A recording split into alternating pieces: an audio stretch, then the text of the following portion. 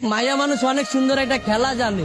ছোটবেলায় পুতুলরে মানুষ বানায় খেলে, আর বড় বেলায় মানুষকে পুতুল বানায় খেলে। বিয়া করছিলাম 5 বছরের প্রেম আর 1.5 বছরের সম্পর্ক। বিয়া 10 দিন আগে আমার ডিভোর্স হয়ে গেছে, সে আরেকটা বিয়া করে ফেলাইছে। কেন ছেড়ে গেছে এটা তো আমি কইতে পারব না, তার ব্যক্তিগত ব্যাপার, কি জন্য ছেড়ে গেছে। কিন্তু আমি আমার সাইড থেকে ওরে কোনো কমতি রাখি নাই দেওয়া। একটা মেয়েকে যতটুকু ভালোবাসার প্রয়োজন আমি ততটুকুই ভালোবাসছিলাম। মেয়েরা টাকার পাবে, তার জন্য আমার ফ্যামিলি ছাড়ছি, সে আমার ছেড়ে চলে গেছে।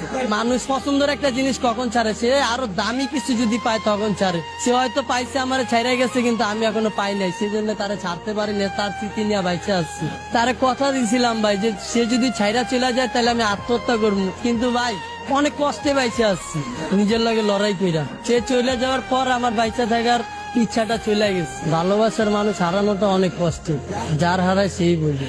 আজকে ওই মেয়ের কারণে আমি রাস্তায় ঠিক মতো খাইতে পারি না, না খেয়ে রাস্তায় রাস্তায় গেছি। আমি আমার ফ্যামিলির কাছে চাইলেও যাইতে পারি না, কারণ তার জন্য আমার ফ্যামিলি ছেড়ে আসছে, আর সেই মানুষটা আমারে ছেড়ে গেছে। নারী তুমি ধন্য, পুরুষ মানুষের মন ভাঙার জন্য।